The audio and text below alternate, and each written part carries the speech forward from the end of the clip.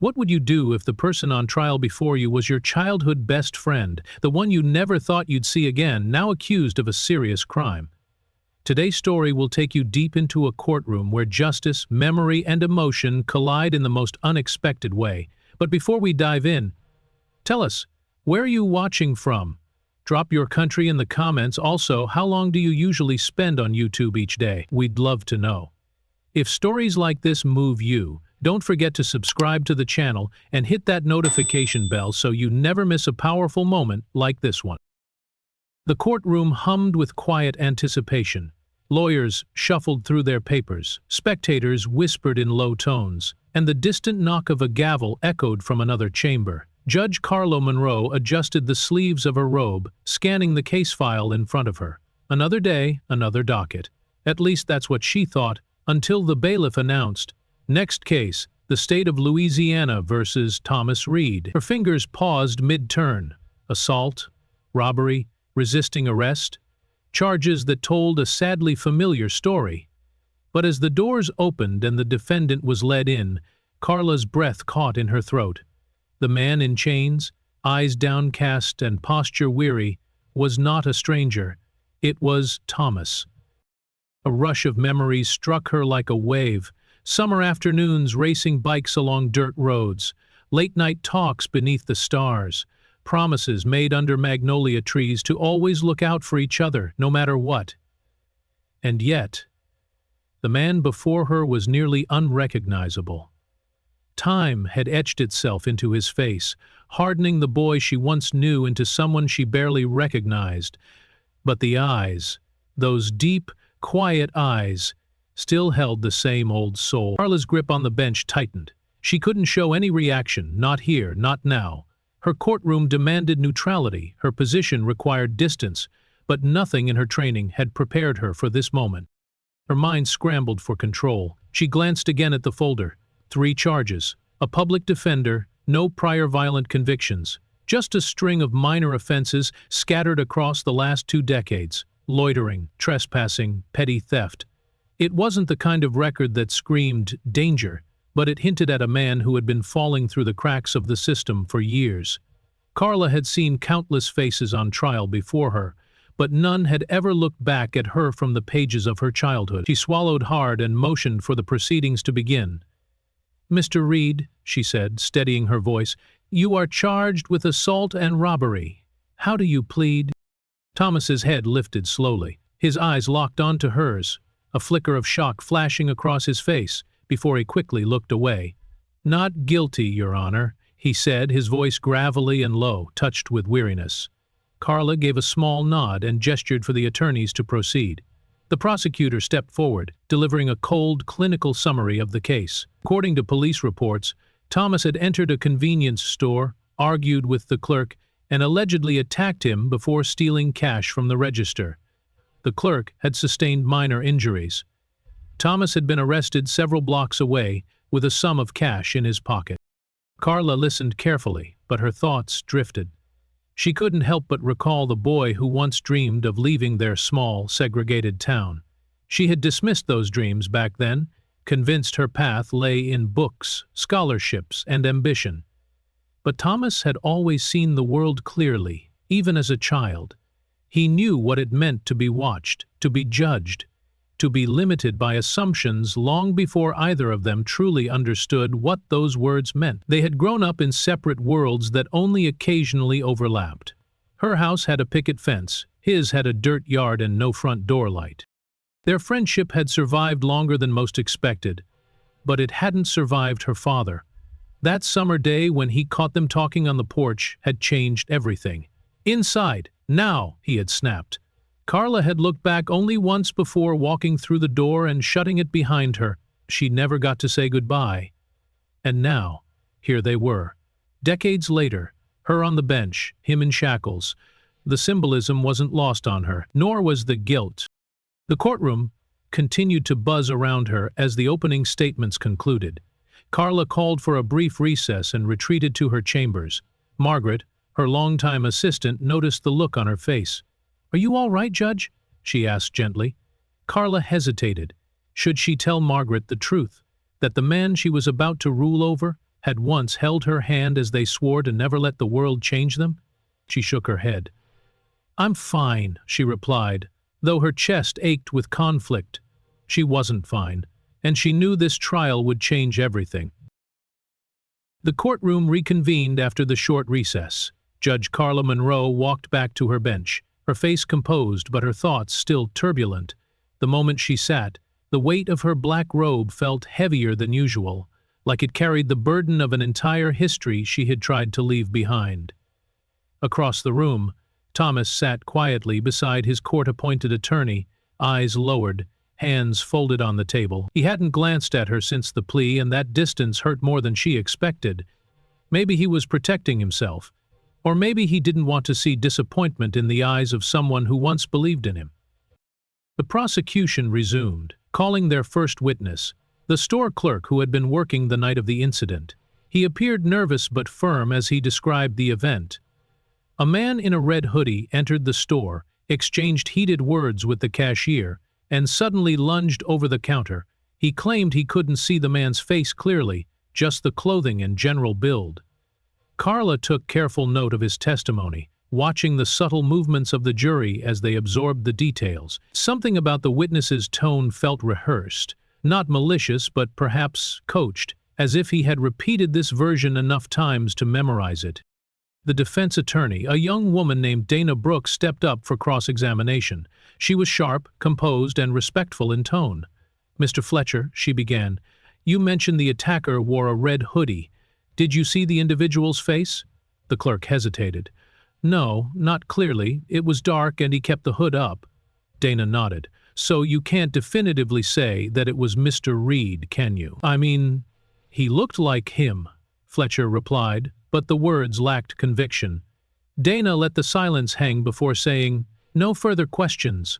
Carla caught a few jury members exchanging glances, uncertainty beginning to creep in. Next, a grainy surveillance video was played. The footage showed a figure in a red hoodie entering the store and moving quickly toward the register. The lighting was poor and the camera angle didn't capture the attacker's face. The prosecutor claimed it was Thomas. The defense disagreed. Carla leaned forward as the video played, searching for anything that could tip the scale. An expression, a gesture, something irrefutable, but there was nothing. The figure moved swiftly, then disappeared off screen. The video ended with static and silence. Dana stood and pointed out the inconsistencies. "Ladies and gentlemen, you're being asked to convict a man based on vague description and a video where you can't even see a face." Her tone was passionate, but measured. "This isn't proof. It's assumption, and assumption is not justice." Carla's eyes moved between the jury and Thomas. He still hadn't looked at her, and that bothered her more than it should. Maybe he saw her as part of the machine now, no longer someone who had once climbed trees and told secrets under the stars. Dana continued building the defense, calling on an expert witness, a forensic analyst, who testified that the individual in the video appeared taller than Thomas and had a slightly different build. He also noted that the timestamp on the footage had been altered post-recording, calling into question its integrity. The prosecution tried to discredit the expert, but stumbled over inconsistencies in their own timeline. The courtroom was growing tense. Carla could feel it in the air, the shift, the doubt. People no longer saw a clear-cut criminal case. They saw a story filled with gaps and bias. Her own sense of duty trembled under the weight of everything unsaid. She thought about the promises they had made as children. "We'll look out for each other no matter what," Thomas had once said. And she had agreed, full of hope and belief. But somewhere along the way, life had reshaped their paths. She had followed the rules. He had been crushed by them. As court adjourned for the day, Carla remained seated long after the lawyers had gathered their folders and the jury had filed out. She stared at the empty witness stand, wondering how many people had sat there, condemned not by evidence but by the prejudices built into the walls of that very room. When she finally rose, the courtroom was nearly empty. But Thomas was still there, quietly signing papers beside his lawyer. Their eyes met, for just a second before he turned away. That second said everything: pain, betrayal, and something else. a distant hope that maybe she still remembered who he was. That night, Carla Monroe sat in her apartment, lights dimmed, a cup of untouched tea cooling beside her. Her mind replayed every moment of the trial. Thomas's eyes, the uncertainty in the jury's faces, the holes in the prosecution's case. She opened a file on her laptop and stared at Thomas's rap sheet. So many small offenses, so many missed chances. No one had ever given him a way out. They had only ever given him a label, and now, with this charge, the system was ready to throw him away for good. Her mind wandered back to their childhood. She saw them again at the old creek outside town where they first met. Carla had wandered too far from her yard, and Thomas had been there, fishing alone. His line had gotten tangled, and she helped him untangle it. That simple moment, so unremarkable to anyone else, had started years of quiet friendship. They'd build secret forts, skip rocks, trade comic books. She remembered how safe she had felt around him, how kind and steady he had always been. But their world was not kind to friendships like theirs. Carla had the privilege of escaping. She had books, mentors, scholarships, and opportunities. Thomas had none of that. Even when he tried to stay out of trouble, trouble had a way of finding him. Carla had once overheard her father say, "That boy's going nowhere, mark my words," and maybe Thomas had heard it too because he stopped coming by not long after. They never fought. They simply faded. And now here he was, worn and weary, fighting not just to stay free but to be believed. The next day, Carla walked into the courtroom early. She paced the empty floor, letting the silence ground her. It wasn't just Thomas she was thinking about. It was every face she had seen behind that defendant's table, some guilty, some not, but all human, all shaped by circumstances the court rarely had time to understand. The justice system demanded impartiality, but it often overlooked empathy. Carla didn't want to overstep her boundaries, but she couldn't shake the feeling that her role wasn't just to uphold the law, it was to question it when it failed the people it claimed to protect. As the trial resumed, Thomas's defense attorney called the arresting officer to the stand. Officer Reynolds, broad-shouldered and guarded, recited the official report.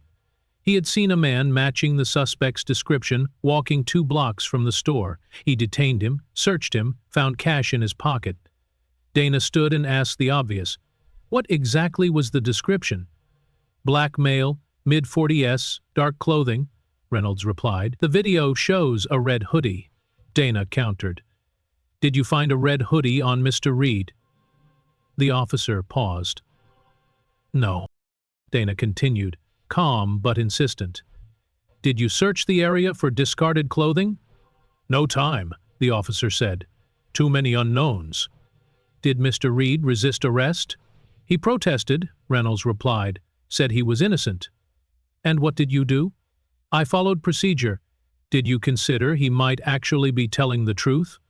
Silence. That moment hung heavy in the courtroom. Carla watched the jury.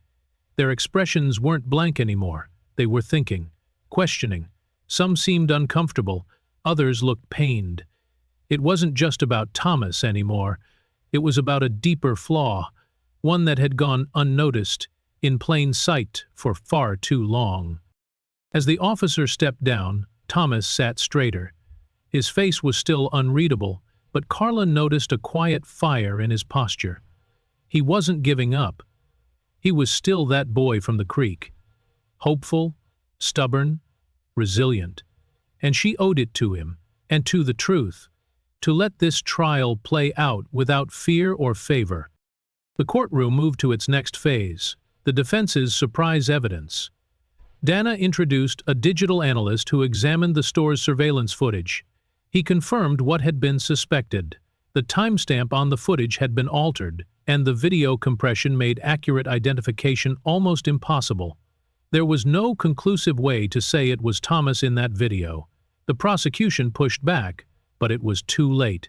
The doubt had been planted. That night, Carla stayed late in her office.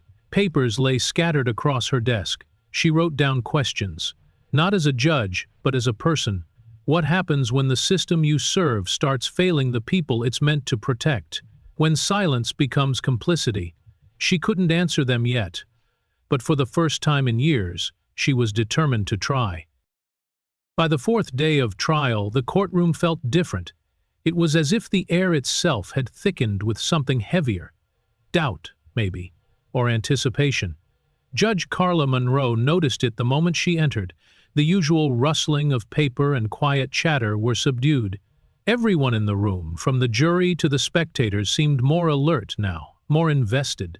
The case had stopped being routine. It had become something else. A mirror held up to the system itself. The defense took center stage again. Dana Brooks began the day by asking for Thomas to testify in his own defense. Carla hesitated for a second, then nodded. She knew the risks. A defendant speaking in court always came with danger, of being misunderstood, of saying the wrong thing, of being judged for more than the facts. But when Thomas stood up, his chains softly clinking, Carla could feel the shift in the room. The jury leaned forward. Reporters' pens froze mid-sentence, and for the first time since the trial began, Thomas looked directly at her.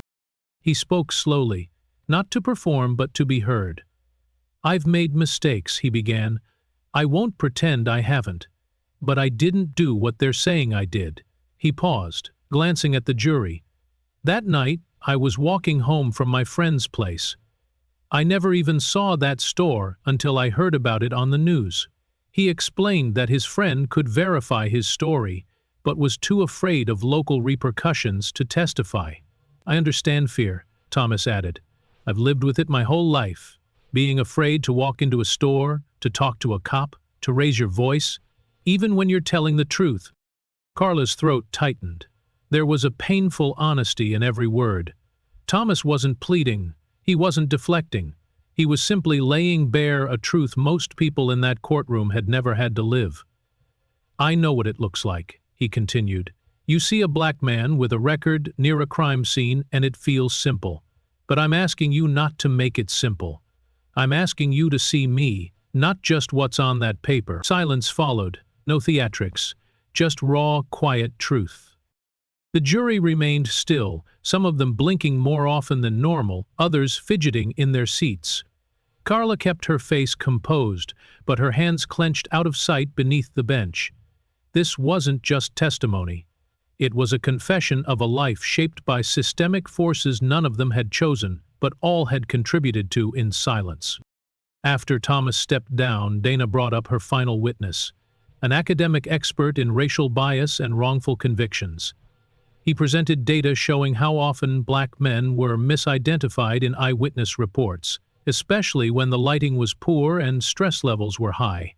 He showed charts, case studies, and referenced federal research that exposed patterns.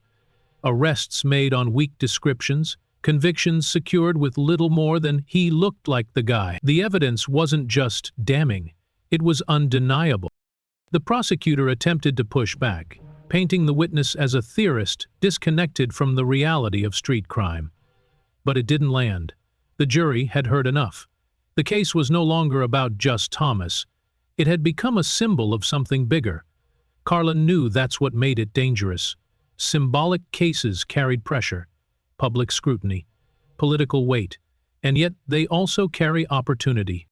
That evening, Carla skipped her usual routine. No dinner, no news. She sat on her couch in silence, hands folded in her lap, replaying the day. Could she have done more for Thomas all those years ago? She thought about the summer they were pulled apart, how her father's voice had been so final. She hadn't fought back. She had let it happen. Now, decades later, she wondered what that silence had cost.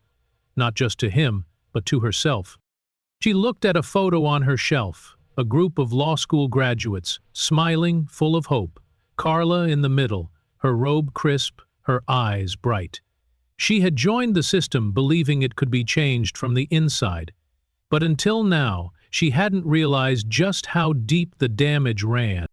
And now, sitting in the middle of a trial that was no longer just legal, but deeply personal, Carla understood what was at stake.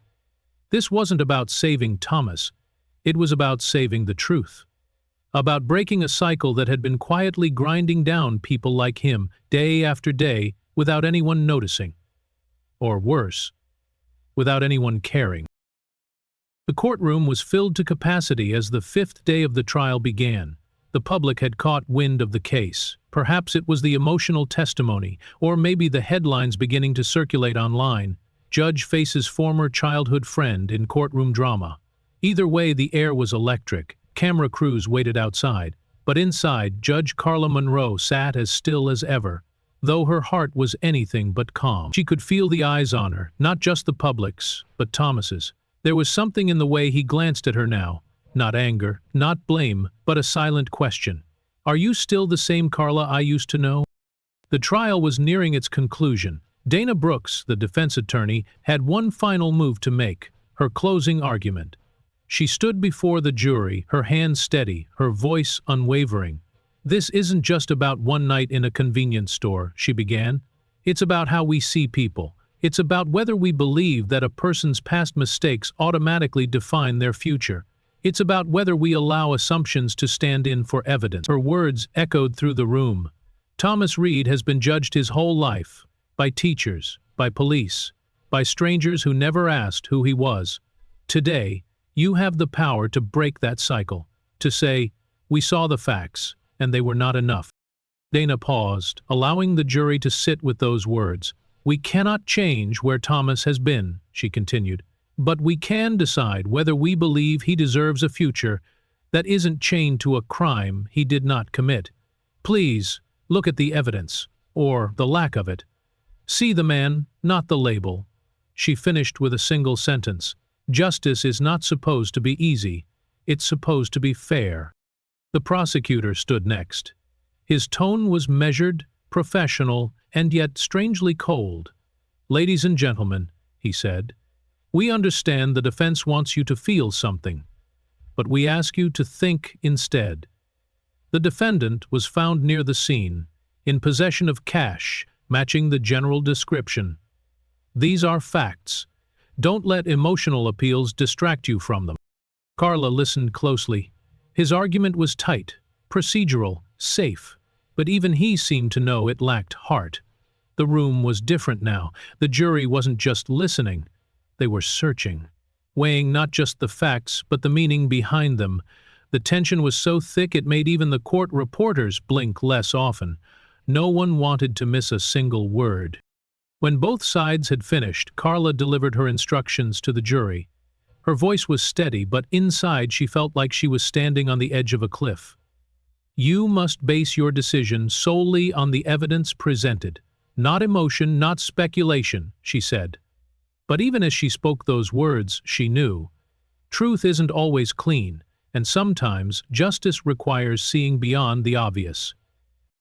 As the jury filed out to deliberate, Carla watched Thomas. He looked still, not calm, but still, as if he had no more energy left to hope. That stillness broke something inside her. She wished she could speak to him, just once, outside the walls of this courtroom. She wanted to tell him that she remembered, that she never really forgot, that the girl who helped untangle his fishing line still lived somewhere deep inside. Hours passed. The sun outside moved across the sky. The courtroom emptied and refilled with each stretch break. But finally, the jury returned. The room fell completely silent. The foreperson, a woman with silver hair and trembling hands, stood and read from the folded slip of paper. In the case of the state of Louisiana versus Thomas Reed, we find the defendant. A breath caught in Elby's chest. Not guilty. Gasps. Relief. A few scattered claps, quickly silenced by Carla's gavel. Order returned, but the energy had shifted. Thomas exhaled so deeply it was as if he'd been holding his breath for years. His shoulders dropped, his eyes closed. He was free, but the weight of what had nearly happened still clung to him like smoke. Carla addressed the courtroom with her final words. The jury has spoken. Mr. Reed, you are free to go. This court is adjourned. The sound of her gavel was final, but in her heart nothing felt finished. As the room cleared, Carla remained seated. She watched Thomas sign his release documents. He looked toward the exit, then paused, as if deciding something. He turned and walked toward her. Thomas walked slowly toward the bench, his steps deliberate and cautious, as if unsure whether the moment unfolding was real or imagined. The courtroom, once filled with tense energy and scrutiny, had nearly emptied. Only a few court clerks remained, quietly gathering scattered papers, whispering amongst themselves in a tone that acknowledged the gravity of what had just occurred. A man had walked in as a suspect. Now he was walking out a free man. But freedom was never that simple. Judge Carla Monroe sat silently behind the elevated desk, but she no longer felt elevated. Not in position, not in spirit. The black robe she wore, a symbol of law and authority, felt heavier than it ever had before. For 5 long days she had upheld her role with composure. But now, with the room almost still and the gavel set aside, she was simply Carla, not Judge Monroe. Just Carla. The girl who once sat under the stars beside the boy who now approached her, carrying decades of history in his eyes. Thomas stopped a few feet from the bench. His posture was guarded but not hostile. His face, drawn with fatigue, still held a quiet strength. For a long second, he didn't say anything. Neither did she. The silence between them wasn't empty. It was charged. Heavy with things that were never said, choices that were never explained, apologies that were never offered. Finally, Thomas spoke, his voice low and steady, almost gentle. "You don't owe me anything," he said, his eyes not quite meeting hers. "But I just need to ask, why didn't you say something? You knew me." The question didn't land like an accusation. It landed like an echo, like someone calling out from the bottom of a long-forgotten well, hoping someone would call back. Carla felt it in her chest, that ache of a memory long suppressed. She had prepared for many kinds of confrontation in her career: angry attorneys, hostile witnesses, emotional outbursts. But not this. Not quiet pain. Not the tremble of familiarity in someone's voice when all else had been lost. "I did know you," she said softly, "and I still do." Her voice was low, her hands clasped tightly on the bench in front of her. "But I couldn't say anything. If I had acknowledged that I knew you, if I admitted our past, it could have disqualified me from hearing the case. It could have ended the trial. It could have hurt your chances." She paused. "I wanted to. Every day. Every time you looked at me, I wanted to stop the trial and just talk to you, like we used to. But the rules wouldn't let me. And I couldn't risk making this about me." Thomas gave a slow nod. He looked down, then back up. "I get it," he said. "I really do. It's just weird, you know? Seeing someone from the only part of my life that felt safe, someone who used to believe in me, sit there and say nothing. I kept wondering, did you forget who I was? Or did you just not care anymore?" Carla's heart dropped. She stood slowly, stepping down from the bench, her robe swaying slightly with the movement. She closed the distance between them until they stood nearly face to face. There were still 2 steps between them, steps that felt both physical and symbolic. "I never forgot," she said. "Not once. I remember the creek. I remember the bike races. I remember your fishing line always getting tangled and you blaming the current." She smiled faintly, the edges of her eyes misting. "I remember everything. And I've hated myself for letting it all end the way it did, for walking through that door when my father told me to, and never looking back." Thomas's jaw tightened, but his eyes softened. "You were a kid," he said, "just like me. We didn't have a chance. Not really." "No," Carla agreed, her voice steadier now. "We didn't. But now we do. I don't know what happens next for you. I don't know if life will suddenly get easier. But I know you deserve a future that isn't defined by a mistake you didn't make, or by the silence of someone who should have spoken up."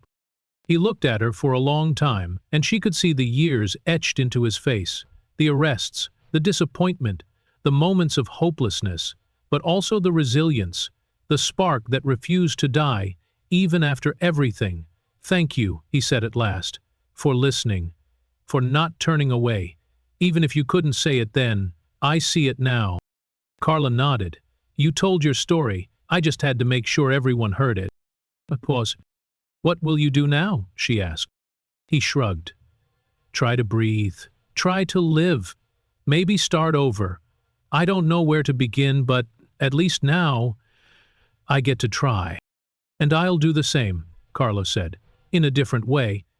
There are things in this system that need fixing, things I've overlooked, that I've been a part of, even without realizing it. I can't go back and fix everything, but I can start where I am. Thomas extended a hand, not for a handshake, but as a gesture of closure. Carla took it. It was firm, familiar, a reminder that before the years, the trials, and the weight of the world, they had once trusted each other. Without another word, Thomas turned and walked toward the door, the same door he had entered in Shackles just days before. This time his steps were different. No longer weighed down by accusation or fear, they carried the dignity of a man reclaiming his own narrative. The last rays of sunlight streamed through the glass as the door swung open. For a moment his silhouette was framed in gold, then he stepped out, and the door closed behind him with a soft click. Carla stood still, staring at the empty space where he had just been. Everything was quiet again. But something inside her had shifted. She returned to her desk, slowly removing the robe from her shoulders, folding it neatly over one arm. Tomorrow she would sit on that bench again, but she wouldn't sit the same. The next morning, Carla Monroe sat at her kitchen table, watching the steam rise from her untouched coffee. The silence in her apartment was louder than usual, stretching across the room like an uninvited guest. The events of the trial still hung over her like a heavy mist, too thick to shake off. She had watched Thomas walk out of her courtroom a free man, but it didn't feel like closure. Not really. If anything, it felt like a door had finally opened, a door to truths she had long kept locked away. She turned on her laptop and clicked into her calendar. Her docket for the day was full: petty theft, a domestic dispute, a probation violation. None of the cases were as high profile as Thomas's, but each one involved real lives, real consequences. She stared at the screen, then slowly closed the laptop. She wasn't ready to jump back into routine, not without acknowledging how much had changed inside her. She found herself walking into the courthouse earlier than usual. Her heels echoed through the hallway, a rhythm she had come to find comfort in. But today it reminded her of the rhythm of the gavel, of the ticking clock during deliberations, of the beating of a heart waiting to be judged. Everything felt different now. It had to. As she stepped into her chambers, Margaret, her longtime assistant, was already organizing case files. "Morning, Judge," she said, barely glancing up. But then she did, and paused. "You look tired." Carla offered a small smile. "Long week. That trial with Mr. Reed, it was something else." Margaret hesitated, then continued. "You did the right thing, you know." Carla looked at her, surprised. "Did I?" "You let the system work," Margaret said, "and sometimes that's the most any of us can do." Carla nodded but remained silent. She appreciated Margaret's loyalty, her practicality, but deep inside she wasn't so sure. Had she really done all she could? Had she done enough? Later that morning, she presided over a young man charged with violating his probation. He was 19, nervous, couldn't look her in the eye. His record showed 2 prior offenses. Nothing violent, but enough to make the court system view him as at risk. Carla reviewed the file, then looked at him. "What happened?" she asked, genuinely curious. He shuffled in place. "I missed my check-in. My mom was sick. I had to stay with her." "Eh? Did you notify your officer?" He shook his head. "I didn't have a phone. Mine got shut off." Carla paused. A small voice in her head whispered, "This is how it starts. One misstep, one missed call, and the system tightens around a person until they can't move." She thought of Thomas. She thought of how many times the world had failed to ask why. Why someone missed an appointment, why someone ran, why someone gave up. She looked at the young man again. "I'm not letting this slide," she said firmly. "But I'm not sending you back to jail either. You're going to community service, and you'll check in person, weekly. No excuses. You miss one more, we're back here. Understood?" His eyes lifted for the first time. "Yes, ma'am, thank you." Carla nodded. "Next case." And just like that, something shifted. Subtle, but real. A different choice. A different tone. She hadn't rewritten the law, but she had applied it with something that often got lost in the shuffle: context. At lunch, she took her tray and sat outside on a courthouse bench.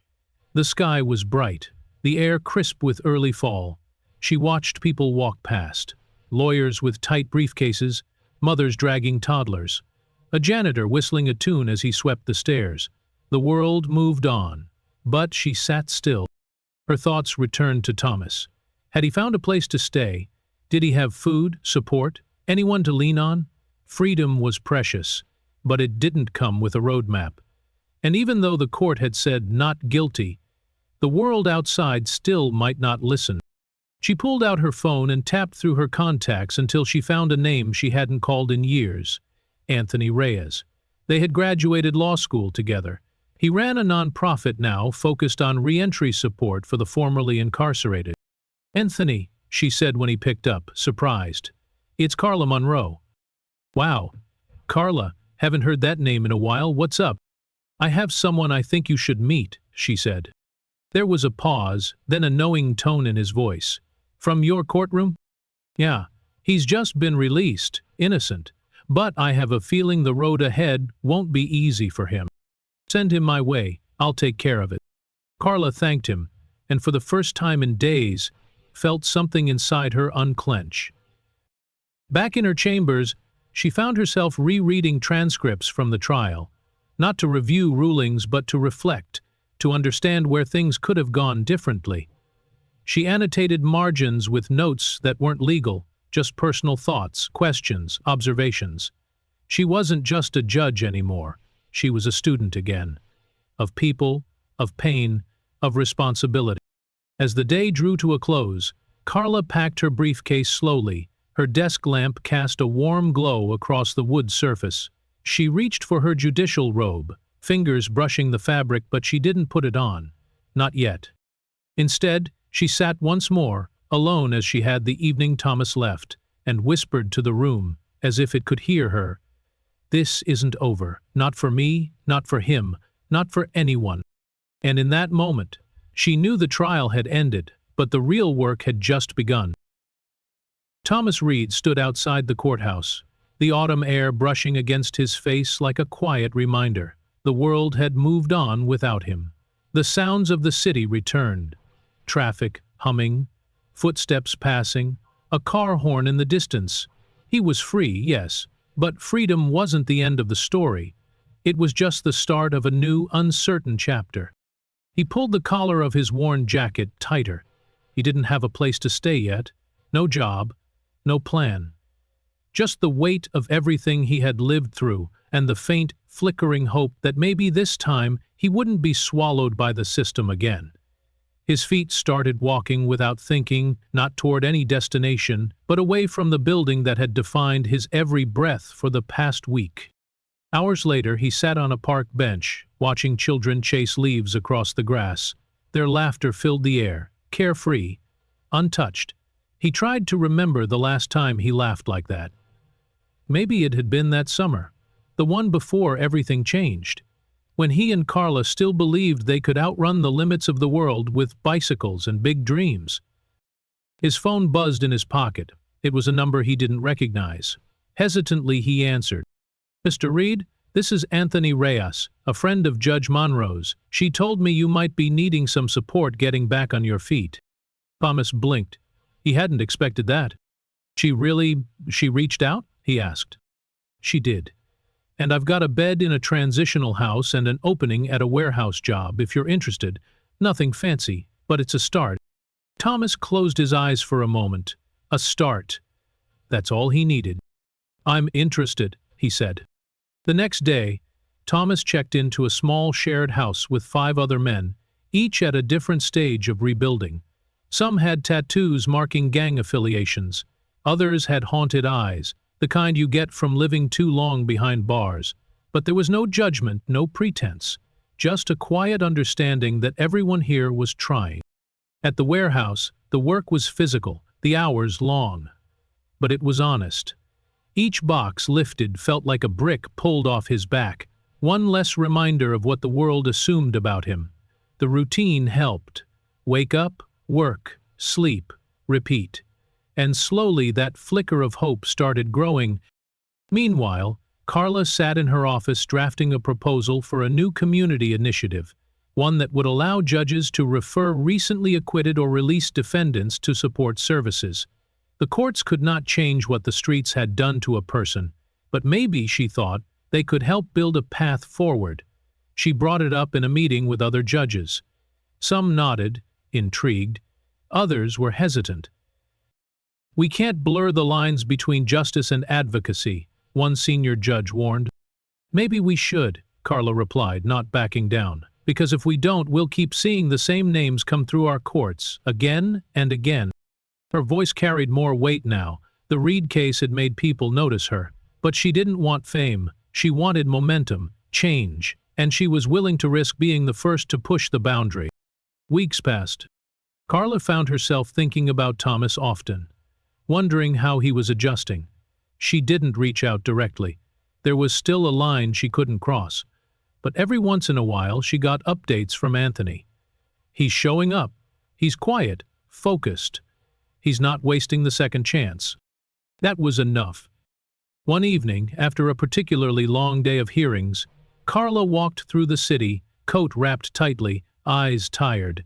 She passed a community center where volunteers were handing out meals. She paused, not because she saw Thomas, but because she saw herself, or who she used to be. A bystander, someone who cared but never acted. Now she stepped inside. "Can I help?" she asked. They handed her gloves and a ladle. She didn't tell anyone who she was. She didn't have to. That night she served soup to 27 people, listened to 4 stories, and left with a heart both heavier and more open than when she arrived. And then it happened. One Friday afternoon, weeks after the trial, Carla exited the courthouse and walked toward the parking lot. She heard someone call her name. Not Your Honor, not Judge, just Carla.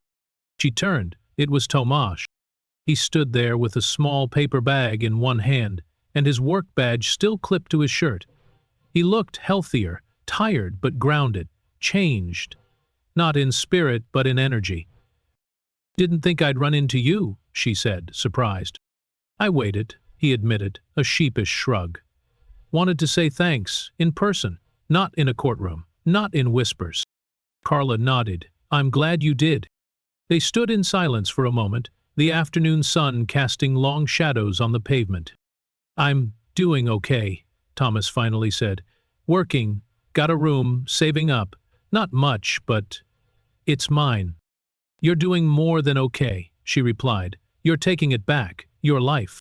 He smiled, a little. "Still got a long way to go." "Don't we all?" Carla said. They didn't need to say more. The past had been confronted, the present was being lived, and the future, uncertain but possible, was finally theirs to shape. As Thomas turned to leave, Carla called out, "Hey," she said. "I never stopped believing in you. I just forgot how to show it." Thomas didn't turn back, but she saw his hand lift slightly in a wave, and that was enough. That evening, Carla didn't go straight home. Instead, she drove without direction, letting the city guide her. The sun was dipping below the skyline, casting amber light across the windows and pavement. Her hands rested loosely on the steering wheel, but her thoughts were anything but idle. Thomas had moved her. Not just because of what he'd endured or how he'd stood in court with dignity, but because of how he had carried the silence between them, without resentment, without bitterness, and yet with enough truth to shake something loose inside her. She found herself parked in front of the old neighborhood, the place where she and Thomas had grown up. The white picket fences were still there, though aged and chipped. The magnolia tree still stretched its limbs over the sidewalk like an old guardian. The past had not disappeared, it had merely stood still, waiting for someone to acknowledge it. She stepped out of the car and walked toward the creek. The path had narrowed, overgrown with weeds, but it was still walkable. Her heels sank into the damp earth as she moved, until the familiar bend in the trees opened up, and there it was, the spot where they first met. The place where a tangled fishing line had become a lifeline to a friendship that had once meant everything. She sat on a fallen log, letting the quiet fill the space. Leaves rustled gently. A crow cawed in the distance. It felt sacred somehow, this place, this silence. And then, unexpectedly, tears came. Not loud, not theatrical, just slow, inevitable tears. Years in the making. She cried for the girl who had obeyed instead of standing up. She cried for the boy who had waited for her to return, and who had never gotten that goodbye. She cried because the justice system she had sworn to serve had failed so many, and she had spent too long thinking neutrality was enough. And when the tears stopped, what was left was clarity. She pulled out a small notepad from her purse and began writing. It wasn't a legal document. It wasn't a journal entry. It was a blueprint for change. She titled it simply, Justice with Eyes Open. Inside, she outlined a plan for judicial mentorships, where young people in vulnerable communities could shadow court officers, learn about the law, and be seen not just as statistics, but as future leaders. He proposed a pre-trial restorative justice option, where low-level nonviolent cases could be mediated in community rather than court. She wrote about reforming public defender funding, about community-led review panels, about integrating trauma awareness training into judicial certification. She didn't know if anyone would listen, but she would write it anyway, because for the first time in years, she didn't just want to judge cases. She wanted to change how justice itself was imagined. Later that week, Carla presented her draft to the presiding district chief. He was older, respected, and known for his cautious approach. He flipped through the pages slowly, his expression unreadable. When he reached the final paragraph, he looked up. "This is bald," he said. Carla didn't flinch. "It's necessary." There was a pause. "I've been on the bench for 32 years, he said, "and in all that time I've seen very few judges come through here with your kind of clarity. You think this system's broken?" She didn't blink. "I think it's incomplete." He set the pages down. "Let's talk implementation." The following months were a whirlwind. Carla became a quiet force for judicial innovation. She wasn't on the news. She didn't chase headlines. But judges across her district began attending her workshops. Pilot programs launched. Former defendants sat in on courtroom advisory boards. A network of mentorships formed between retired judges and at-risk youth. And through it all, Carla kept a small photo on her desk.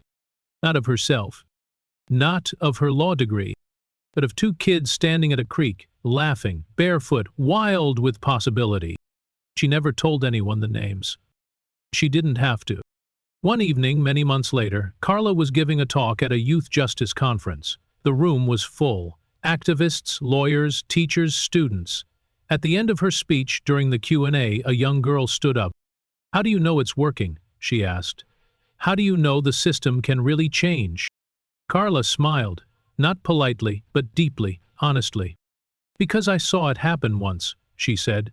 "Not in a courtroom, not in policy, but in the eyes of someone the system almost broke, who stood up anyway, who walked out not just free, but whole. And because he did, I changed. And because I changed, maybe others will too." In the audience, near the back row, a man quietly nodded. No one noticed him, but Carla did. She always would. It had been nearly a year since the trial. The courthouse looked the same on the outside, its sandstone walls still faded by decades of sunlight and storms, the flags fluttering with quiet dignity above its heavy doors. But for Carla Monroe, everything inside felt transformed. Not because the laws had changed, not because the world had suddenly become more just, but because she had changed. And with her, the way she chose to wear the robe, hold the gavel, and interpret the meaning of justice. That morning she walked into her chambers and placed a single folder at the center of her desk. The name printed on the tab, Thomas Reed, follow-up. Inside were notes, updates Anthony Reyes had sent, case studies Carla had compiled, reflections she had written in the quiet hours after long hearings. None of it was required. No supervisor had asked for it.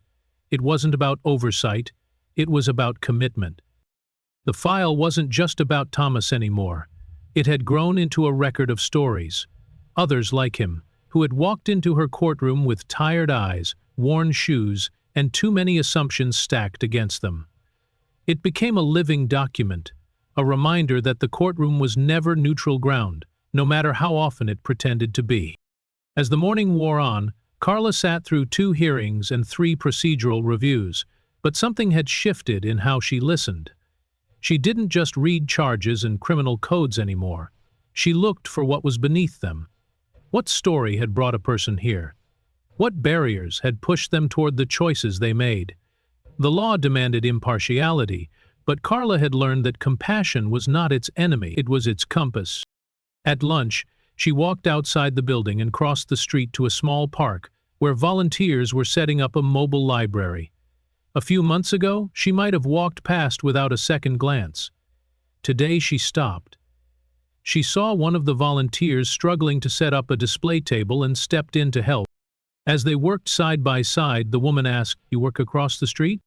"I do," Carla replied. "I'm a judge." The woman raised her eyebrows. "Never met a judge who helped carry folding tables." Carla smiled. "Maybe we should do more of it." That evening, as the sun began to dip behind the skyline, casting gold shadows across her office floor, Carla opened her journal. She had been writing in it every day since the verdict. Nothing elaborate, just thoughts, memories, questions that didn't always have answers. She flipped back through the pages and paused at one of her first entries. "Justice should not be something we survive, it should be something we feel seen within." She read it again, slowly, then picked up her pen and added underneath, "And if it isn't, then we must change the way we deliver it." Across the city, Thomas sat on the edge of a community center stage, helping organize chairs for a small neighborhood event. It wasn't much, just a gathering of residents, some food, a few spoken-word performances, but for Thomas, it felt monumental. He had started volunteering there 2 months ago, quietly, showing up early, staying late. At first he did it because Anthony encouraged him to, but now he did it because it gave him something he hadn't felt in years: belonging. Tonight, he had been asked to speak. Not long, just 5 minutes. He had nearly said no, but something in him whispered that the story wasn't finished until he gave it voice. When it was his turn, Thomas walked to the microphone. The lights were warm, the crowd small but attentive. "I used to think freedom was just about walking out of a cell," he began. "But now I know, it's about what you do after the door opens." He paused, searching for the right words. "I spent a long time being told who I was, by teachers, by cops, by judges, by strangers. Most of the time, I didn't get to speak for myself, and when I did, nobody listened. A few people nodded, some murmured. But a few months ago, someone did listen. Someone remembered who I used to be, and because of that, I remembered too." He didn't say Carla's name. He didn't need to.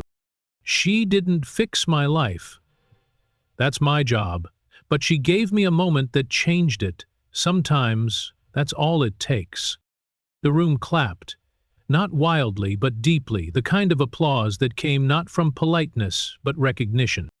After the event, a boy about 12 came up to him, hands in his pockets, eyes wide. "Hey," the boy said, "you think someone like me could ever be a lawyer?" Thomas smiled. "I think someone like you could be anything." Back at the courthouse, Carla packed her things and turned off the lights. As she walked toward the elevator, she passed a bulletin board filled with flyers: legal aid services, housing programs, mental health hotlines. She paused and pinned a new card to the corner. It read, "Second chances are not given, they're built. Here." She stepped into the elevator, the doors closed, the building quieted. Outside, the city breathed. Stories continued. Some ended in courtrooms, some began in them. But this one, This story had moved beyond walls and verdicts. It lived now in the silence between two old friends, in the work of a man rebuilding, in the resolve of a woman who once remained silent, but would never be silent again, and in every heart that dares to believe. Justice can still be made human. What you've just witnessed isn't just a courtroom story, it's a reflection of how the past, the system, and personal courage can collide to shape a future. Carla and Thomas's journey reminds us that justice isn't only about laws and verdicts, it's about humanity, memory, and the strength to do better. If this story moved you, inspired you, or made you think differently, don't let it stop here. Tell us in the comments. What part of their journey resonated most with you? Have you ever experienced or witnessed a moment where justice meant more than just right or wrong? And if you want to see more powerful stories like this, stories that challenge assumptions and reveal the strength in second chances, make sure to subscribe to our channel, turn on the notification bell, and share this video with someone who needs to see it. Let's keep this conversation going.